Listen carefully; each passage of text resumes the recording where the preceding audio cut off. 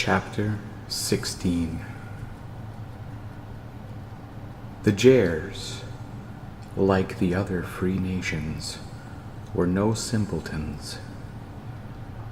They invited us to land and be guests on their planet. Strange was that stay, as if we spent it in timeless Elf Hill.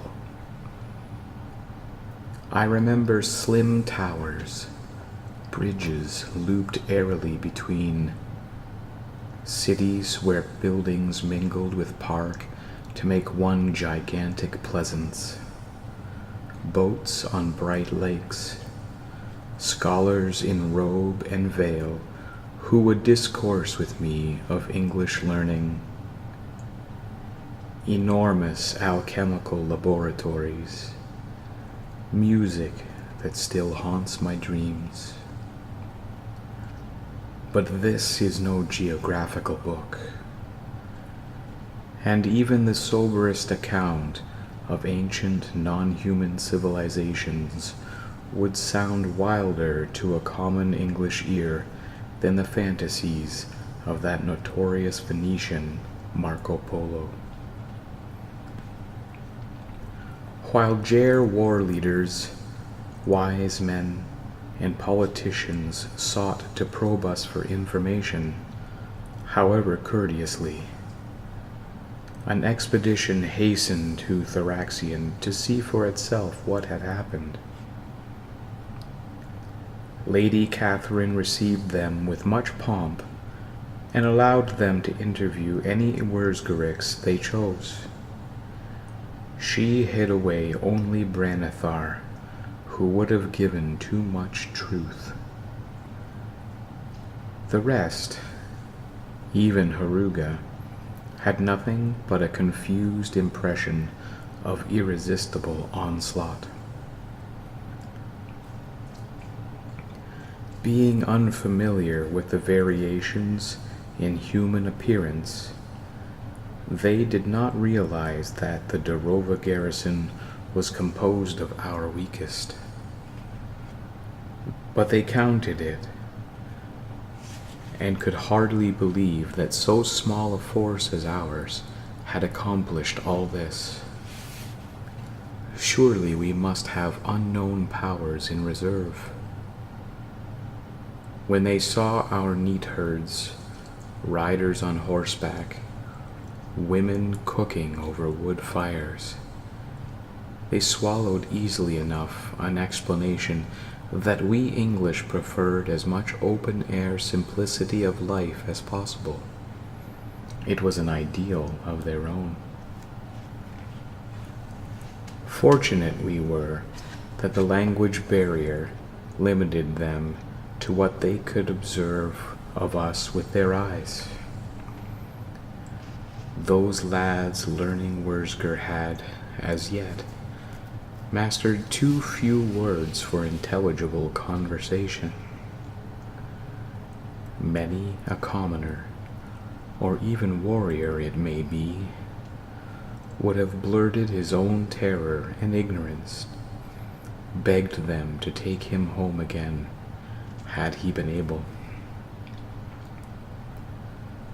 As it was, all detailed speech with the English must be filtered through myself, and I relayed Sir Roger's cheerful arrogance.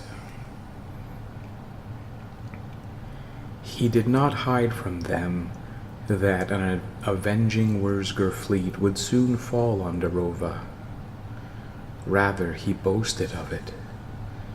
His trap was set, he claimed. If Boda and the other star-faring planets would not help him spring it, he must call England for reinforcements. The idea of an armada from a totally unknown realm entering their region of space disquieted the Jair leaders. I make no doubt that some of them took us for mere adventurers, outlaws perhaps, who could actually count on no help from our birthplace. But then, Others must have argued. Dare we stand by and take no hand in what is to happen? Even if they are pirates, these newcomers have conquered a planet and show no fear of the whole Wurzgur Empire. In every case, we must arm ourselves against the possibility that England is, despite their denials, as aggressive as the blue-faced nation. So would it not be best to strengthen ourselves by helping this Roger, occupying many planets and taking much booty? The only alternative seems to be to make an alliance with the Wurzgur against him, and that is unthinkable. Furthermore, the imagination of the Ger people was captured. They saw Sir Roger and his brilliant companions gallop down their sedate avenues. They heard of the defeat he had inflicted on their old enemies. Their folklore, which had long based itself on the fact that they knew only the smallest portion of the universe, predisposed them to believe that older and stronger races existed beyond their maps. Thus, when they heard that he urged war, they took fire and clamored for it. Boda was a true republic, not a sham one such as the Wurzgur had. This popular voice rang loud in the parliament. The Wurzgur ambassador protested. He threatened destruction, but he was far from home. The dispatches he sent would take time to arrive, and meanwhile crowds stoned his residence. Sir Roger himself conferred with 2 other emissaries. These were the representatives of the other star-faring nations, the Ashen-Kogli and Pricktens. The odd letters in the latter name are my own, standing respectively for a whistle and a grunt. I will let one such conversation stand for the many that took place. As usual, it was in the Wurzgur language. I had more trouble interpreting than I was wont, since the Priton was in a box which maintained the heat and poisonous air he needed, and talked through a loudspeaker with an accent worse than my own. I never even tried to know his personal name or rank, for these involved concepts more subtle to the human mind than the books of Maimonides. I thought of him as tertiary eggmaster of the Northwest Hive, and privately I named him Ethelbert. We visitors were seated in a cool blue room far above the city, while Ethelbert's tentacle shape, dimly seen through glass, labored with formal courtesies. Sir Roger glanced out at the view. "Open windows, broad as a salty port," he muttered. "What an opportunity! How I'd love to attack this place." When our talk was begun, Ethelbert said, "I cannot commit the hives to any policy. I can only send a recommendation. However, since our people have minds less individualistic than average, I may add that my recommendation will carry great weight. At the same time, I am correspondingly hard to convince." We had already been given to understand this. As for the Ashen Kogli, they were divided into clans. Their ambassador here was chief of one and could raise its fleet on his own authority. This so simplified our negotiations that we saw God's purpose revealed. I dare say the confidence we gained thereby was itself a powerful asset to us. Surely you, good sir, are aware of the arguments we've given the Jers, Sir Roger said. They're no less applicable to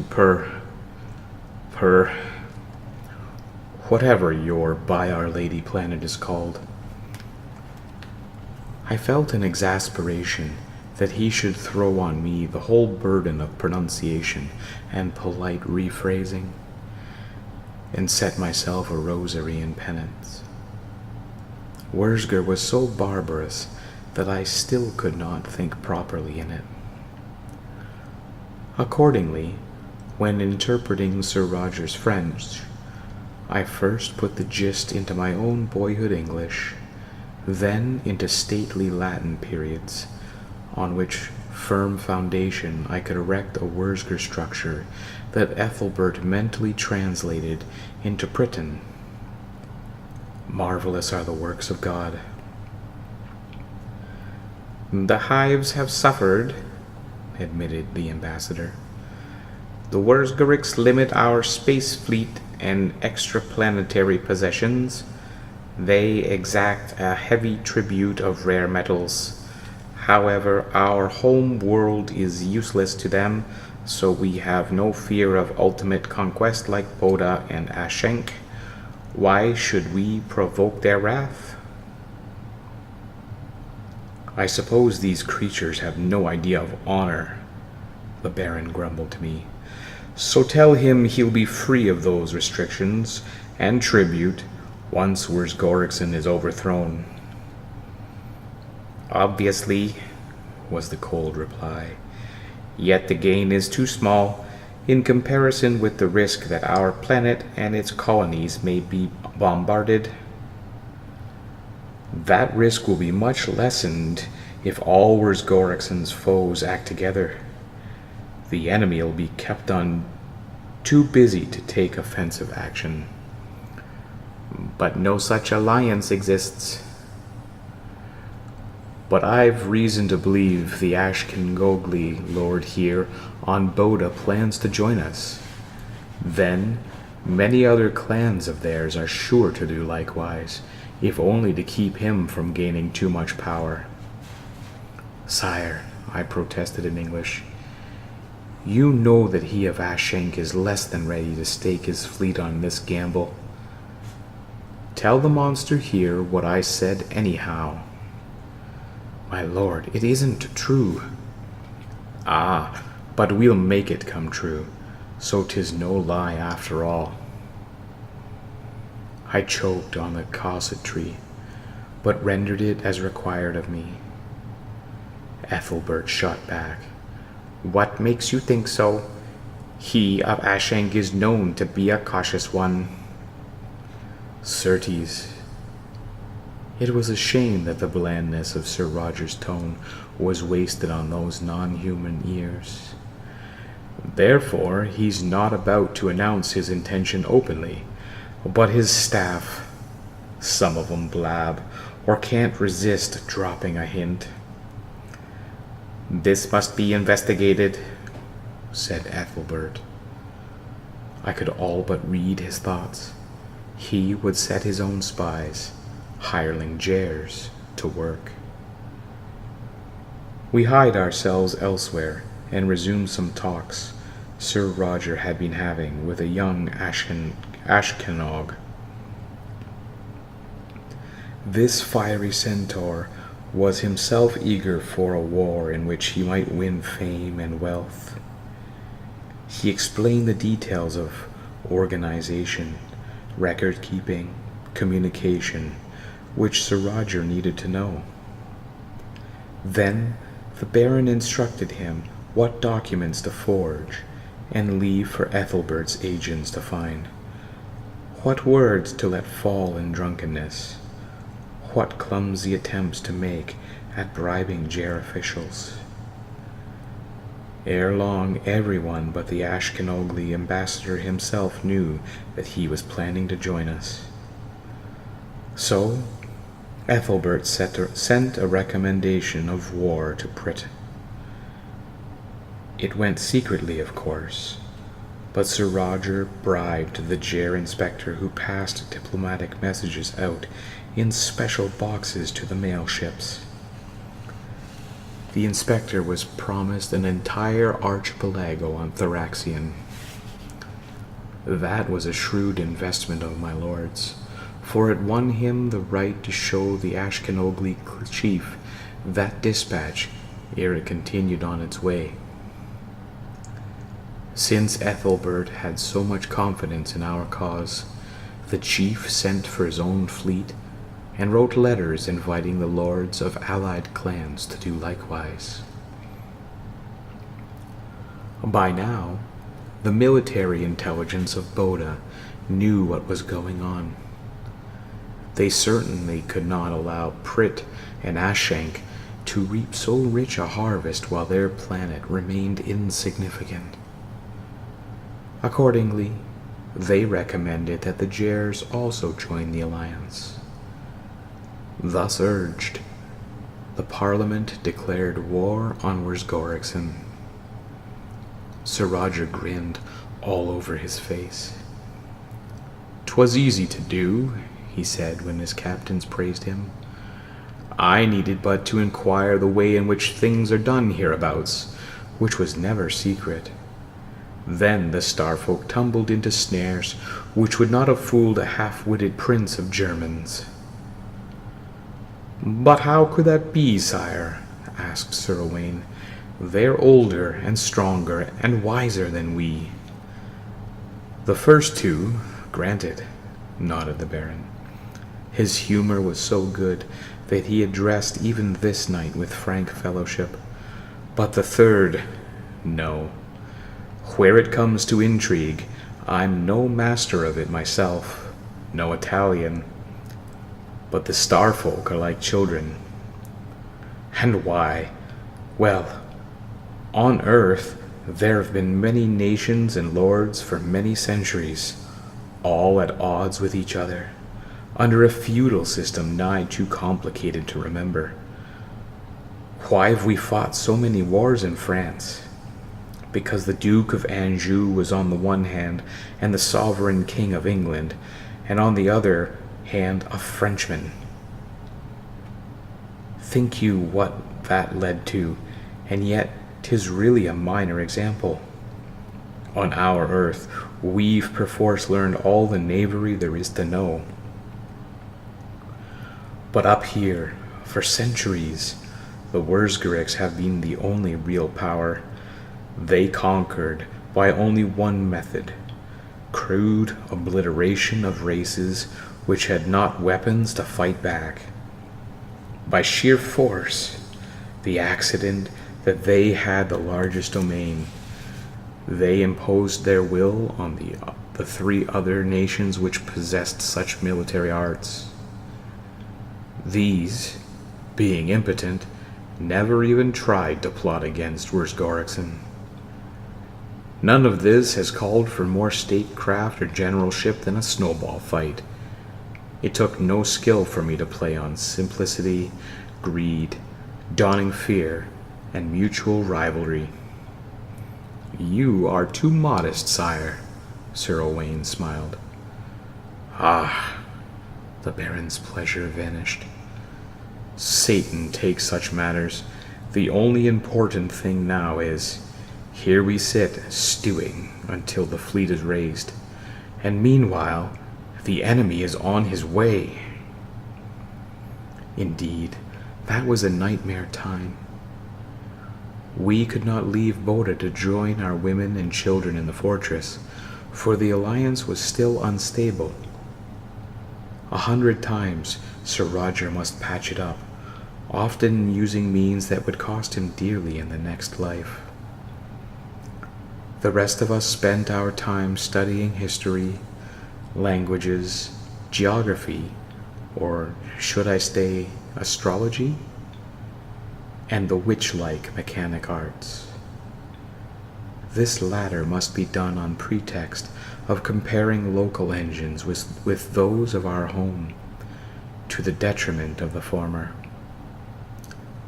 Luckily, though not unnaturally, Sir Roger had extracted the information from officers and documents ere we left Thraxion.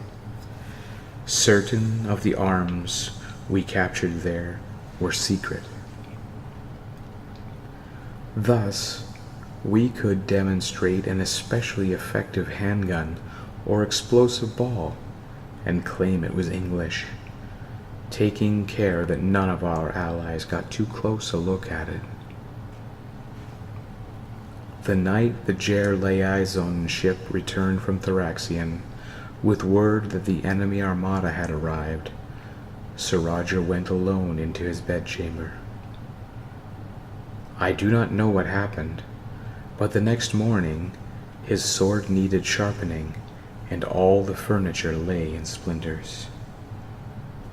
God granted, though, that we had not much longer to wait. The Bodavant fleet was already gathered in orbit.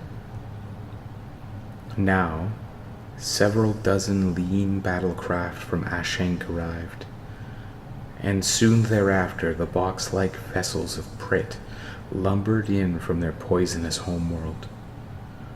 We embarked and roared off to war.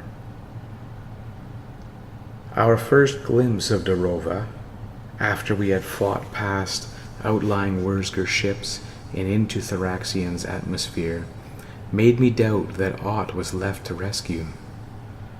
For hundreds of miles around, the land lay black, ripped, and desolated. Rock bubbled molten wherever a shell had newly struck. That subtle death, which can only be sensed with instruments, had lain waste to this entire continent, and would linger for years. But Darova was built to withstand such forces, and Lady Catherine had provisioned it well. I glimpsed a Wurzger flotilla as it screamed low above her force field. Their missiles burst close, causing the near-solid stone of the above-ground structures to flow on the outside, but leaving the interiors unharmed. The seared earth opened. Bombards thrust out like viper tongues, spat lightning, and retracted ere fresh explosives could smite. 3 Wurzger ships tumbled in ruin. Their wrecks were added to the carnage which was left from an attempt to storm this place on the ground.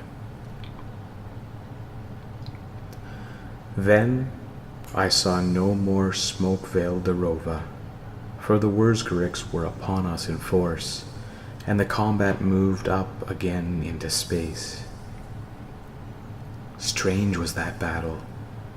It was fought at unimaginable distance with fire beams, cannon shells, unmanned missiles. Ships maneuvered under direction from artificial brains so fast that only the weight-making fields prevented their crews from being smeared across the bulkheads. Hulls were blown open by near misses, yet could not sink in airless space. The wounded portions sealed themselves off, and the remainder continued to shoot. Such was the usual way of space war. Sir Roger made an innovation. It had horrified the Ger admirals when he first proposed it, but he had insisted it was a standard English tactic, which it was, in a way. Actually, of course, he did it for fear that his men would otherwise betray their clumsiness with the hell weapons. So he disposed them in numerous small exceedingly fast craft. Our overall plan of battle was made highly unorthodox, for no other reason than to maneuver the enemy into certain positions. When that chance came, Sir Roger's boats flitted into the heart of the Wursker fleet. He lost some few, but the others continued their outrageous orbit to the very flagship of the foe. It was a monstrous thing, almost a mile long, even big enough to carry force field generators. But the English used explosives to punch through its hull.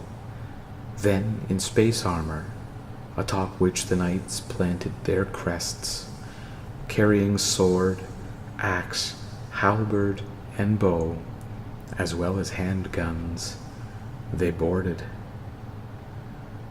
They were not enough to seize that entire labyrinth of corridors and cabins, yet they enjoyed themselves, suffered small loss, and threw matters into a confusion which vastly aided our general assault.